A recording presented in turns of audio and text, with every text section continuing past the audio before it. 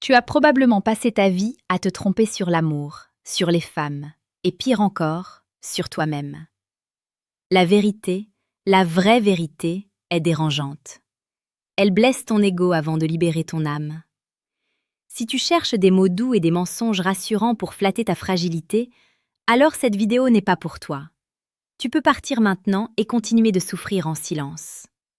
Mais si tu as le courage d'affronter la réalité, si tu es prêt à comprendre les lois invisibles qui gouvernent l'attraction sexuelle et les relations humaines, alors écoute attentivement, car ce que je vais te révéler va changer ta vie pour toujours. Tu ne verras plus jamais une femme de la même façon. Tu ne te battras plus contre des moulins à vent. Tu vas enfin apprendre à danser avec les éléments au lieu d'essayer désespérément de les contrôler. Ce qui trouble les hommes, ce ne sont pas les choses, mais les opinions qu'ils en ont, disait Épictète. Et c'est là le fond du problème. Tu souffres non pas à cause de la nature féminine, mais à cause de tes attentes erronées et de tes illusions naïves sur ce qu'elle devrait être. Tu projettes tes désirs sur une réalité qui a ses propres règles, des règles gravées par des millénaires d'évolution. Tu essaies d'imposer ta morale et ton idéalisme à un processus biologique et psychologique puissant qui s'en contrefiche. C'est comme si tu en voulais à la gravité de te faire tomber si tu sautes d'un toit.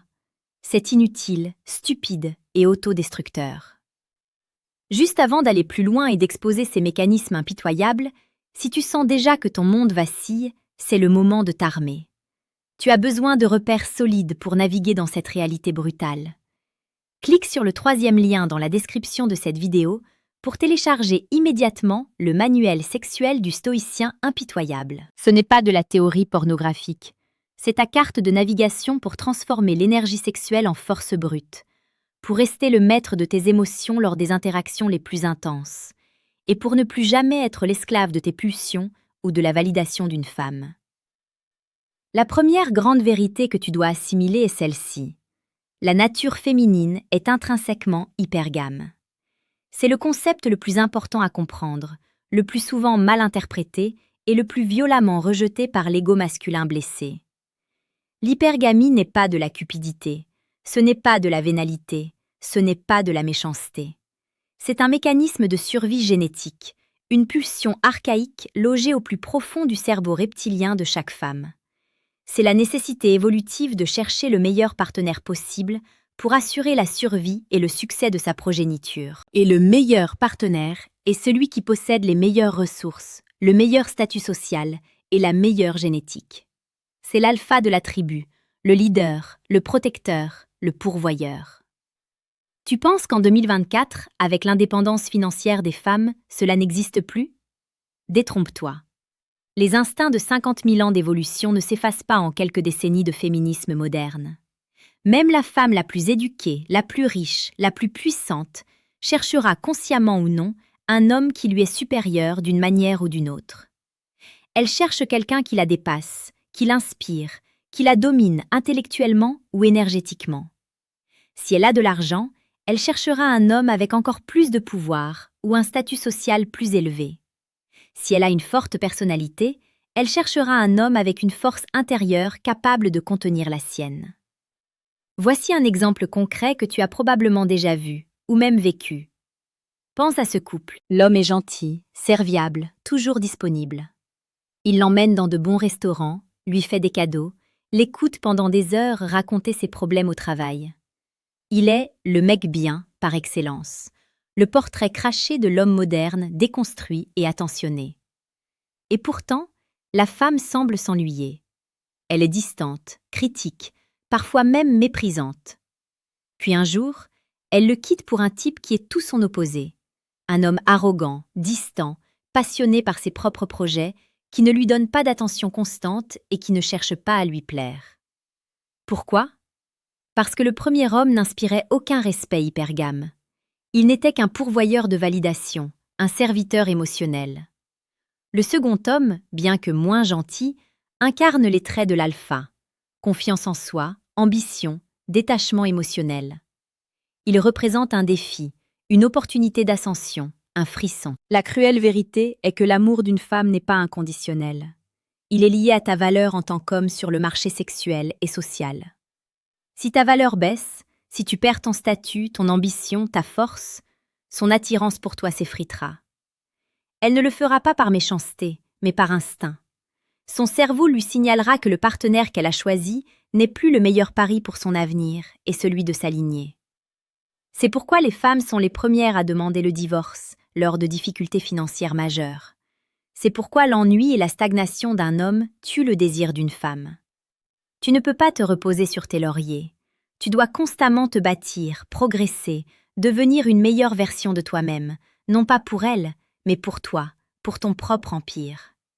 C'est ainsi que tu resteras désirable et respecté. Et avant d'oublier, si ce message résonne en toi, s'il fait écho à tes expériences passées et qu'il commence à faire la lumière sur l'obscurité de tes incompréhensions, fais un geste simple. Abonne-toi à la chaîne Paradoxe du Cœur. Ici, nous explorons chaque jour ces dynamiques avec profondeur et sans concession. Tu ne trouveras pas de conseils clichés ici, mais la clé pour comprendre la séduction la plus précieuse et pertinente, celle qui te permet d'être le véritable architecte de ta vie amoureuse et sexuelle. Mais attention, ne tombe pas dans le piège de la colère ou du ressentiment.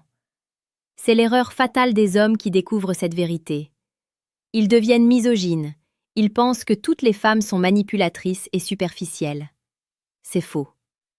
La nature féminine est ce qu'elle est, tout comme la nature masculine est ce qu'elle est.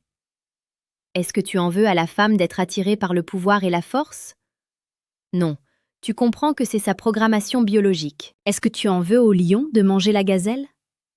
Non, tu acceptes que c'est la loi de la nature.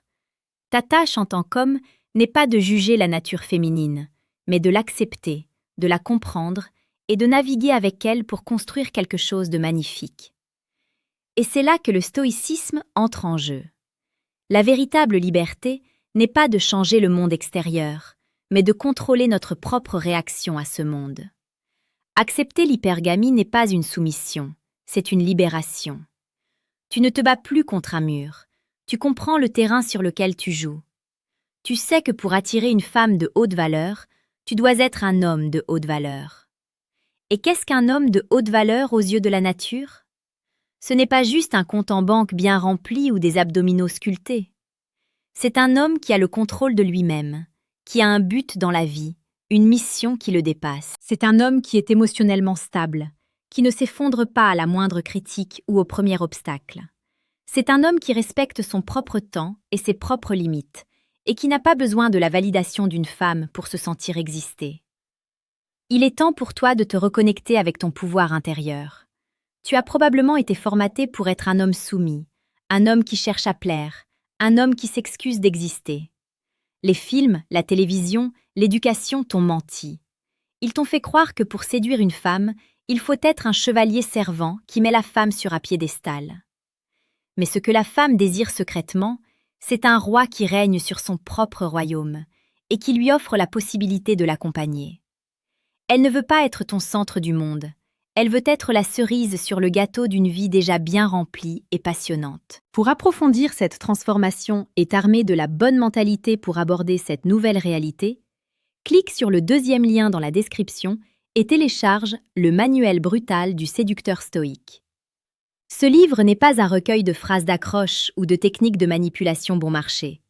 C'est un guide de reconstruction masculine basé sur les principes de la sagesse stoïcienne. Tu y apprendras comment développer une confiance inébranlable, comment gérer tes émotions face au rejet ou au test d'une femme, et comment devenir un homme que les femmes désirent naturellement, sans effort et sans jeu de pouvoir toxique.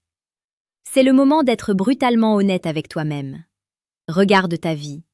Regarde tes relations passées. Regarde ta situation actuelle. Si tu n'es pas satisfait de ce que tu vois, c'est que tu as agi avec une carte erronée. Tu as suivi des conseils foireux donnés par des gens qui sont aussi perdus que toi. La dure vérité est que personne ne viendra te sauver. Ni une femme, ni ton gouvernement, ni la société. Tu es le seul responsable de ton propre bonheur et de ton propre succès. Et ce chemin vers la réussite exige de toi des sacrifices. Il exige que tu laisses tomber tes illusions, que tu affrontes tes peurs et que tu construises ton caractère avec la discipline du fer forgé.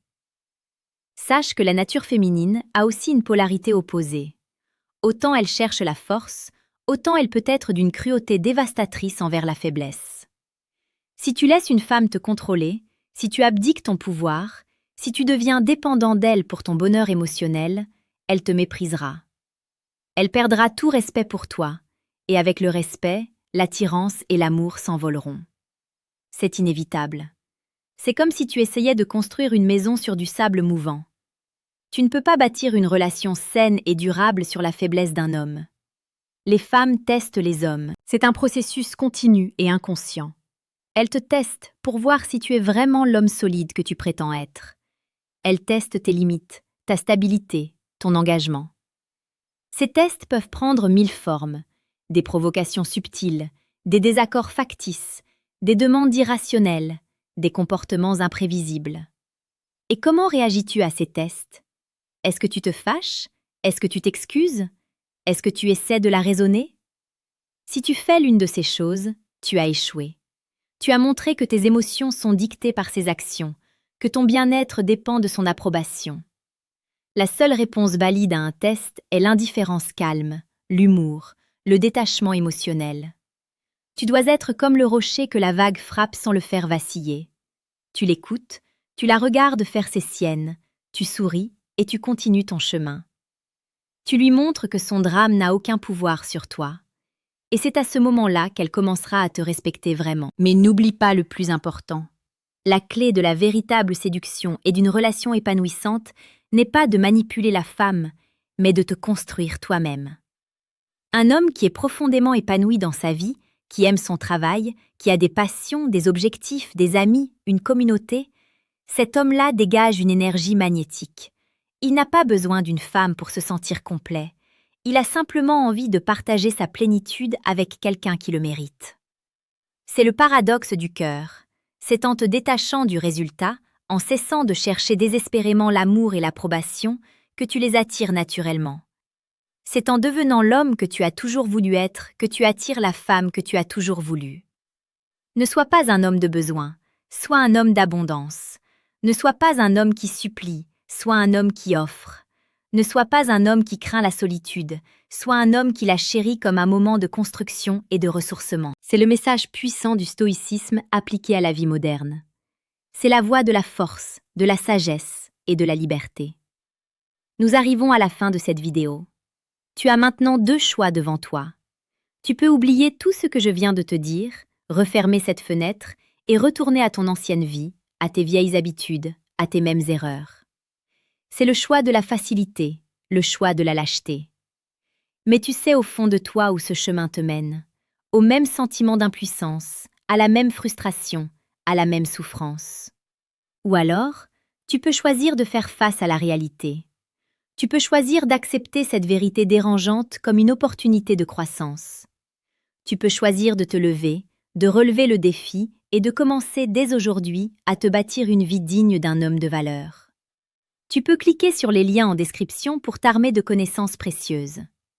Tu peux t'abonner à cette chaîne pour rester connecté à cette sagesse. Et tu peux commencer à agir, un pas après l'autre, avec discipline et détermination. Quel type d'homme veux-tu être? L'esclave de ses pulsions et des autres, ou le maître de son propre destin? Le choix est entre tes mains. Agis maintenant.